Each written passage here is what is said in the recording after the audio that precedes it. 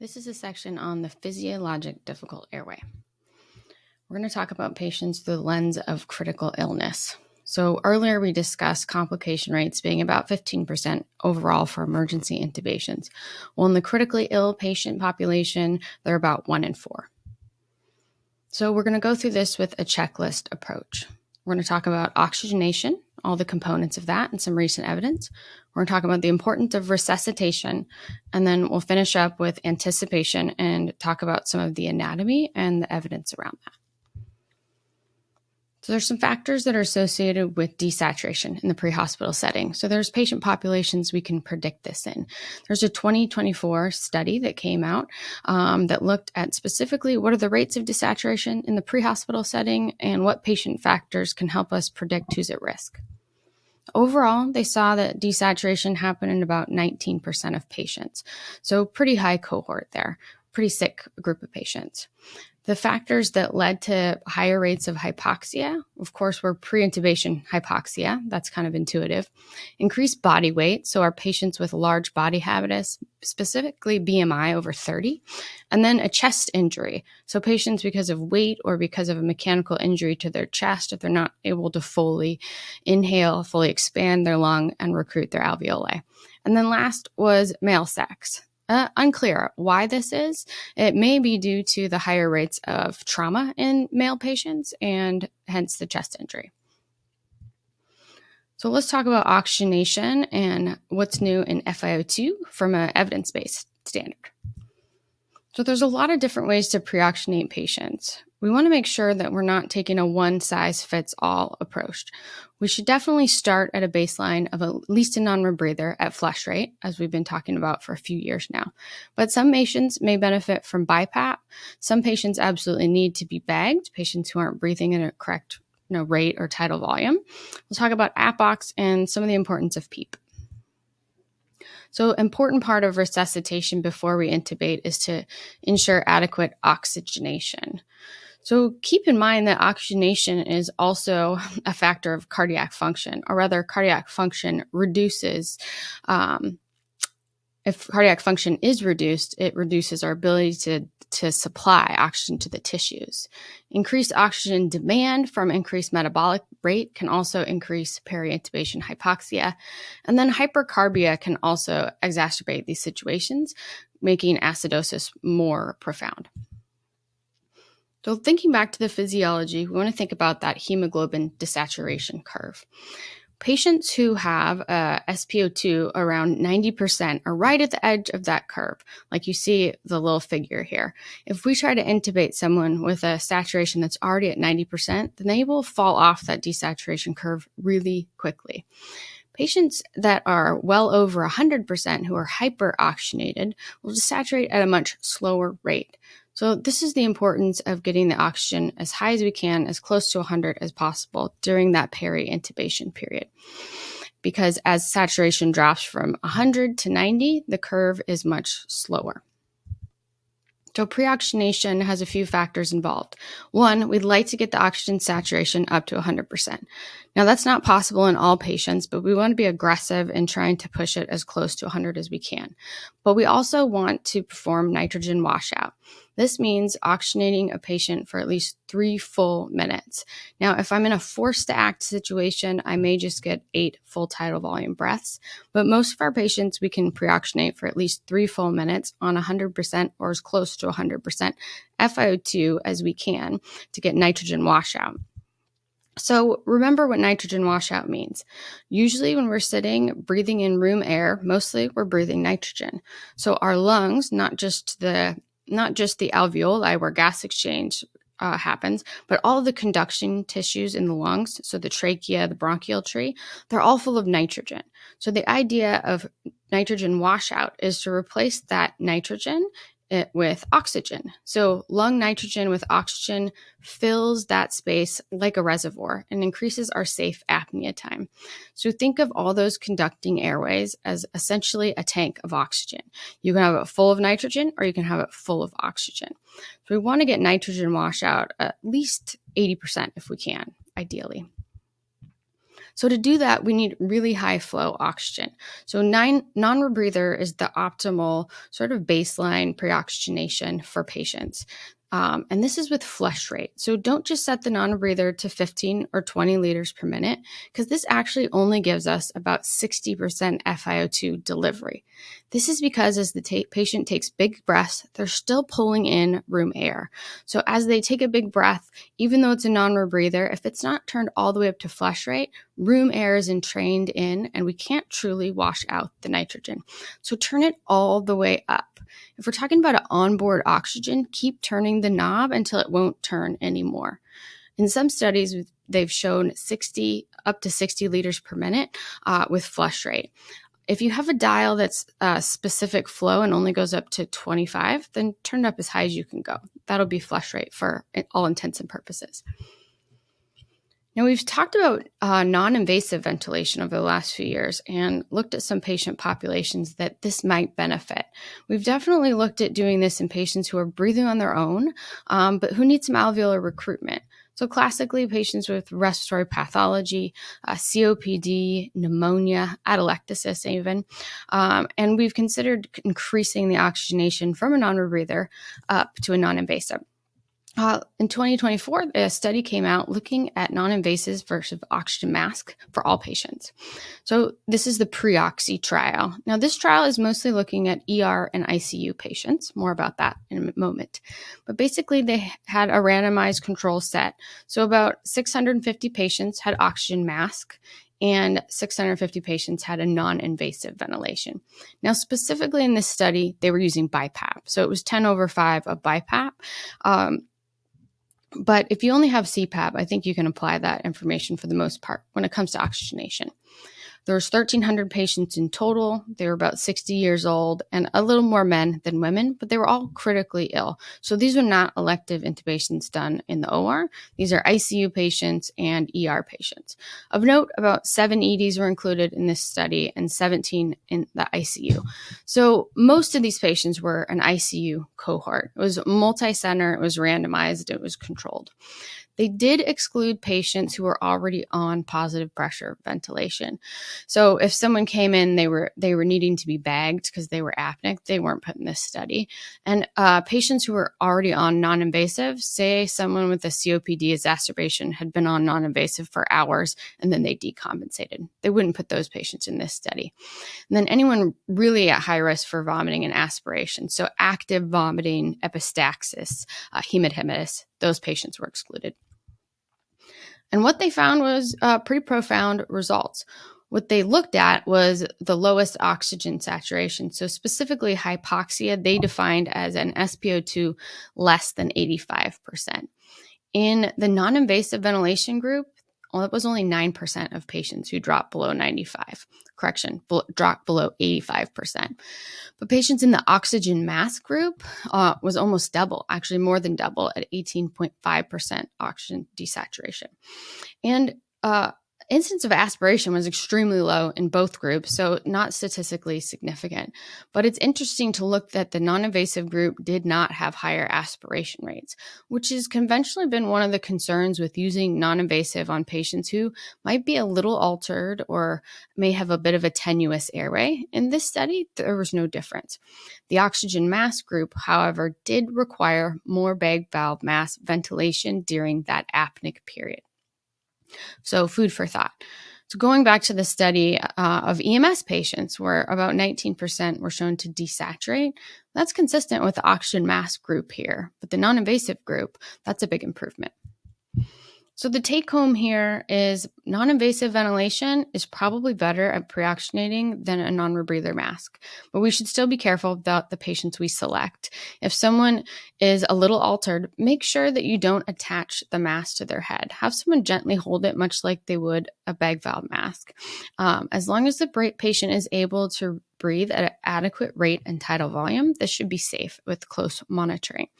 Now, this was an ED and an ICU study, so we don't have data specifically to the pre-hospital setting, but I think this evidence is good material for us to say, hey, non-invasive is probably better than just a non-rebreather, and we should definitely be considering it in patients who are still slightly hypoxic on a non-rebreather, if not all of our patients.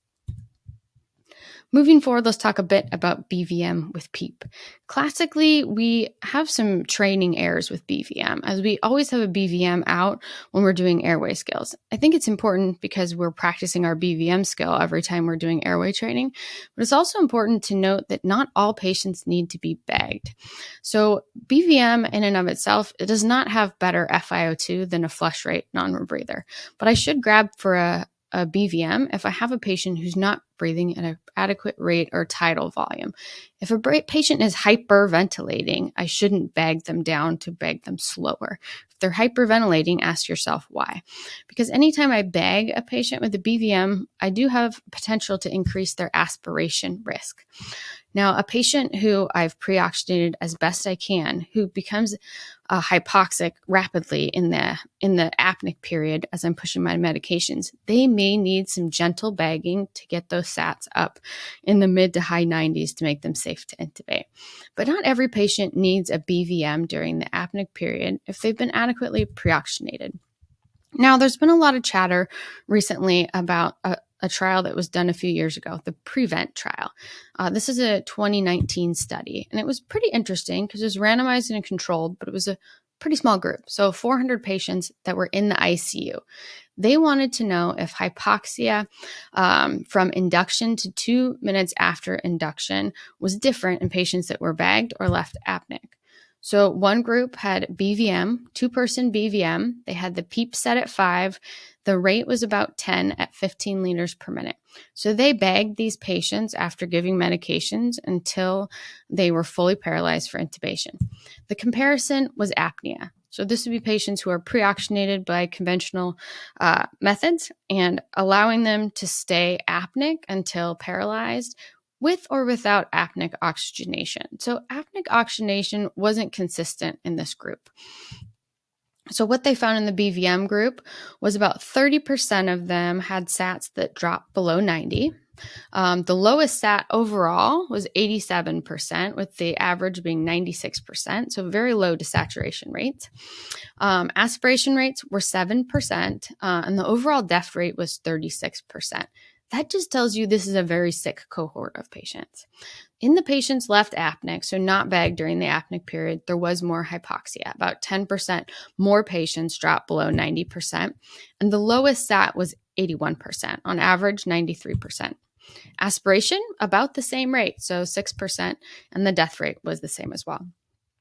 So sick cohort of patients, and overall, these are fairly significant desaturation rates if we're looking at 30 and 40%, and definitely less patients in the bag valve mask group desaturated. Now, food for thought here. These are ICU patients who were deemed low risk for aspiration. So they didn't bag patients that were in the ER with full bellies. So I'm not sure how much this translates to pre-hospital patients. I do, however, think that if a patient is high risk for desaturation, and as soon as you push your medications and they start to slow their breathing, they start to become hypoxic, then absolutely bag them gently through that apneic period. But if you're able to pre-oxygenate a patient well and their SATs are staying in the high 90s or 100% while the medications are taking place, just go ahead and intubate them. I don't think that the risk of bagging every patient, the risk of aspiration, we haven't studied that in the pre-hospital setting.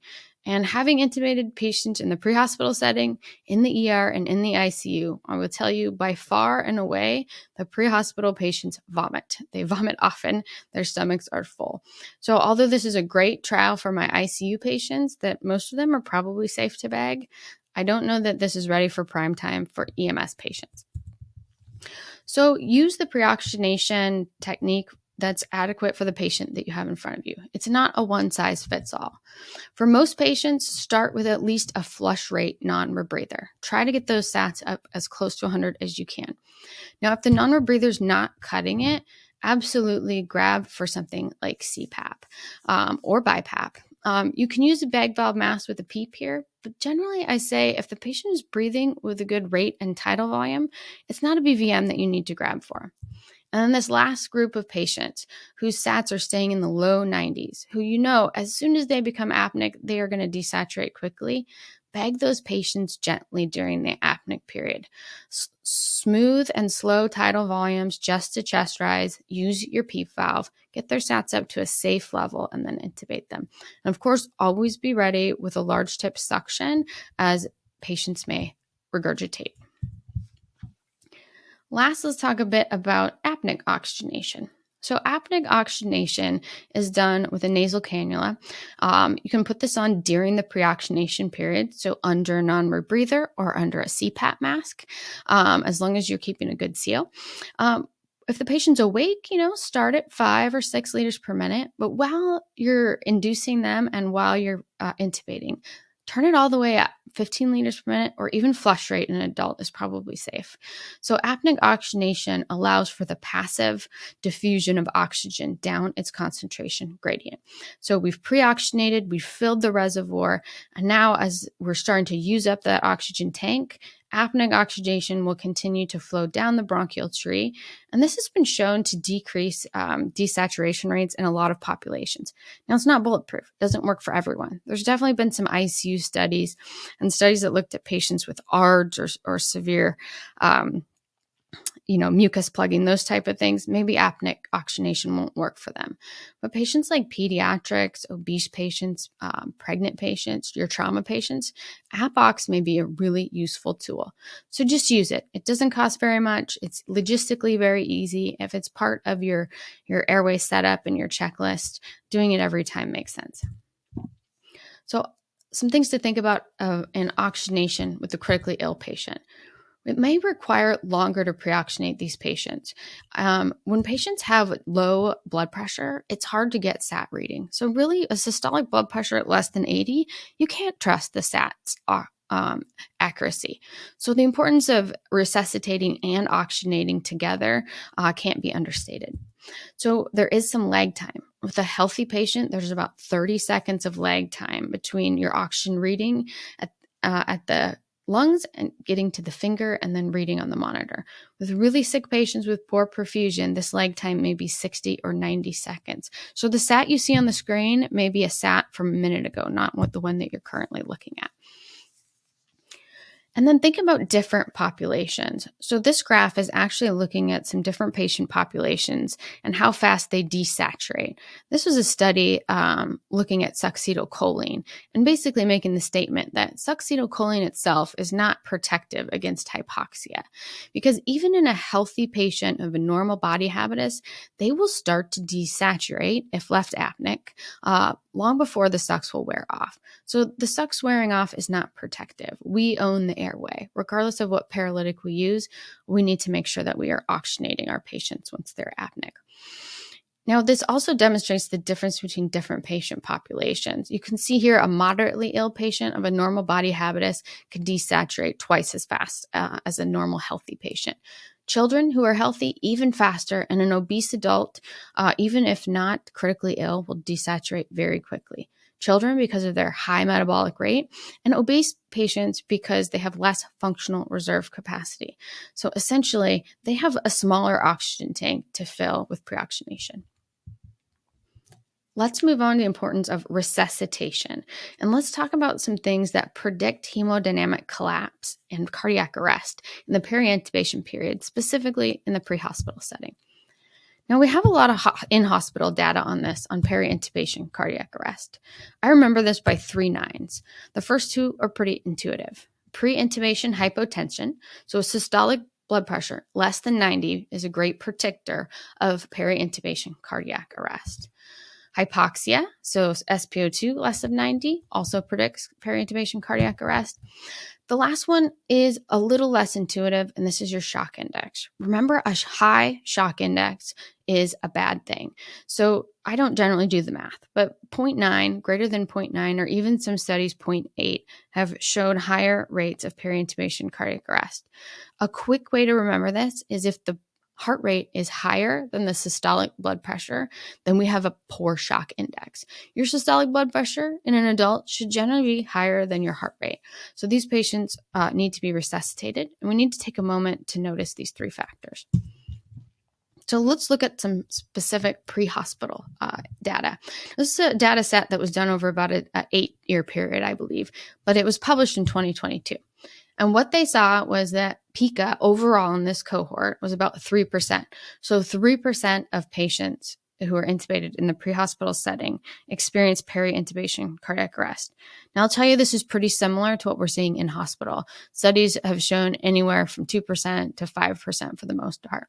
The specific factors that put people at risk was increased body habitus. So we know because of that less functional reserve capacity, we are limited in our ability to pre-oxygenate them, and they have higher risks of desaturation.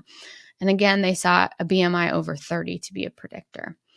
Pre-intubation hypoxia, but also an anatomic difficult airway. So doing that airway assessment and noticing, am I having trouble pre-oxygenating and I have some anatomic difficulties that may slow down this attempt?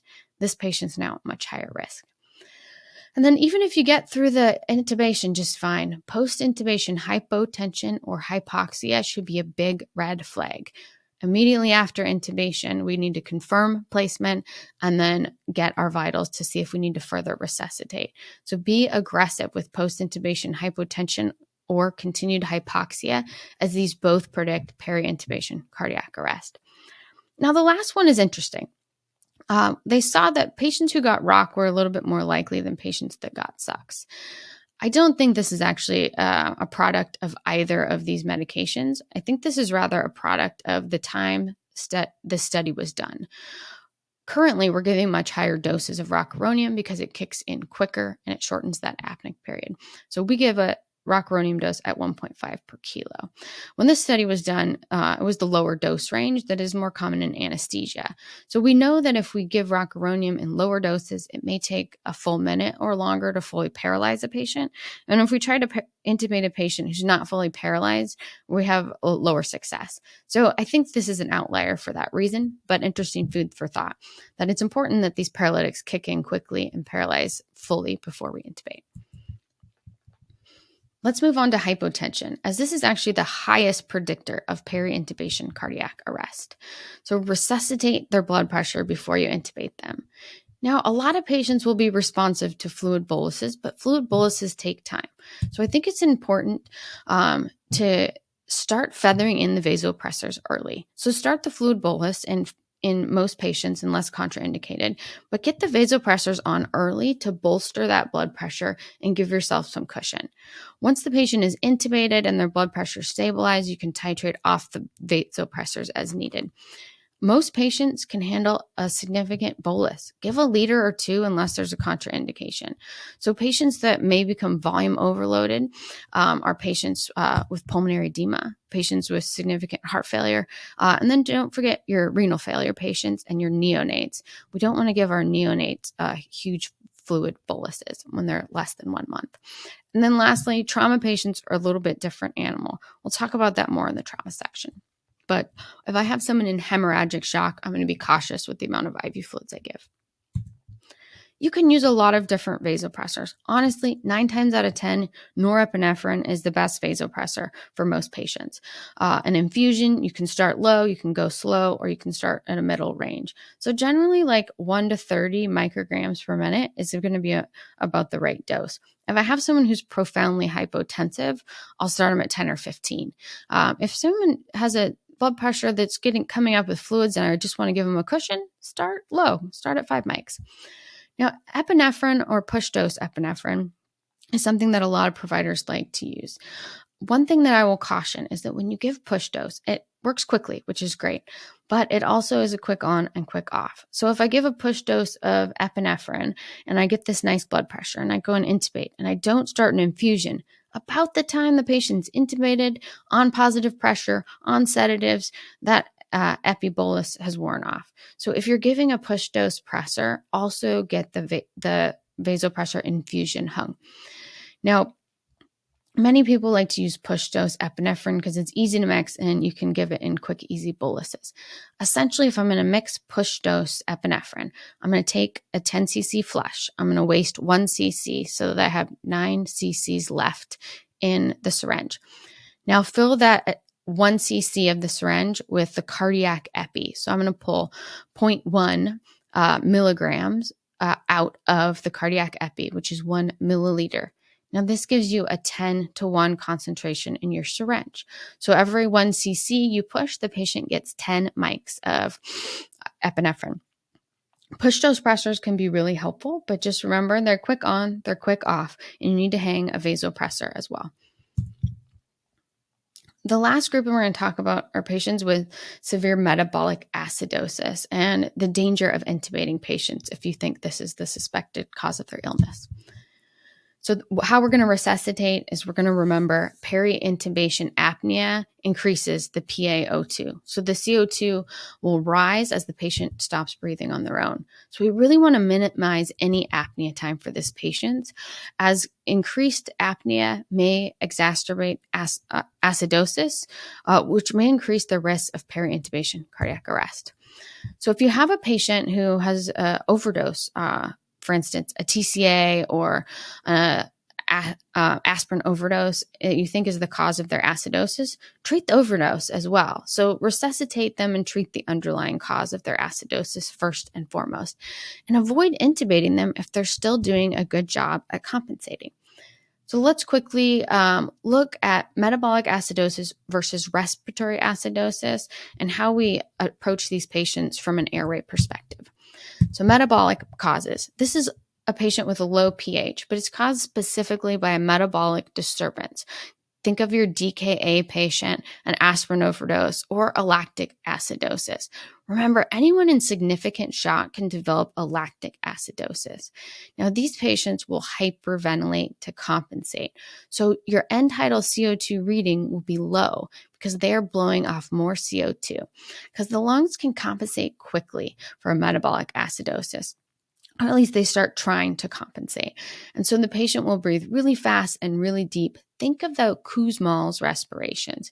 Our goal is to let them compensate. If a patient is altered and maybe isn't controlling their secretions, but they're breathing fast and deep, consider holding off on intubation, because taking away that respiratory drive can be really dangerous. If we do have to intubate these patients, these are some of the few patients that we actually would hyperventilate to maintain that end tidal goal. Now, a patient with a respiratory acidosis also has a low pH, but the acid here is CO2. So it's a respiratory disturbance, hypoventilation or hypercarbia from COPD, that sort of thing. So this may be from central causes like a stroke, or maybe from an overdose, maybe an asthmatic or a COPD patient who's just not able to blow off CO2. Now, the renal system tries to compensate, but it takes quite a bit of time, 6 hours to even days to compensate for something like this. So these patients will have a high CO2. Our goal is actually to improve ventilation by improving the end tidal CO2. So if I have a patient with respiratory acidosis that I can't reverse without intubation, once I intubate them, I want to slowly improve the CO2. Gradually get it down to a safe level. Now, this can be tricky with our asthmatics and our COPD patients. We'll talk about this more when we talk about obstructive pathologies in our special populations course. So let's kind of recap pH and metabolic acidosis. So if I have a patient who clinically I suspect that they have a metabolic acidosis and I see a low CO2, I want the most experienced intubator with the fastest technique to intubate them. And remember that minute volume is their rate and tidal volume. Although you may be able to count their rate, it's really hard to qualify what their tidal volume is. So use the end tidal CO2 in your primary survey. If this patient is breathing on their own, put an end tidal on them. Get an idea of where they're at. If they have deep respirations that are fast and their end tidal is 20, that's their body's way of compensating. We want to let them keep compensating. Now, if this patient decompensates during your care and they get slow with respirations or they vomit and you're forced to intubate them, now you have that initial end tidal to CO2 to try to match. Again, this is the only time I'm going to hyperventilate a patient, is if someone has a high likelihood of metabolic acidosis. Lastly, just remember to resuscitate whatever the underlying cause is. So other considerations. Patients with status seizure, don't forget, if you give a paralytic, these patients are still seizing underneath. Just because you don't see the seizure doesn't mean it's not happening. So treating seizures before intubation and continuing to treat with scheduled benzos while the patient is paralyzed is very important. Make sure you pass off to the incoming, to the hospital that the patient was in status when you intubated them. Patients with CHF, if we can get their blood pressure down with our nitrates, with our CPAP, if we can resuscitate them before we intubate them, they'll be much safer to intubate. And then think about things like pneumothorax. A simple pneumothorax will quickly become a tension pneumothorax once we intubate. So lung sounds before and after, and being extremely cautious with our patients who are trauma to the chest or patients with asthma or COPD who are high risk for spontaneous pneumo. And then lastly, eclamptic patients. They can be at risk of seizures or even heart failure. So resuscitate, optimize their underlying medical management as best you can before you intubate. That's it on the physiologic difficult airway.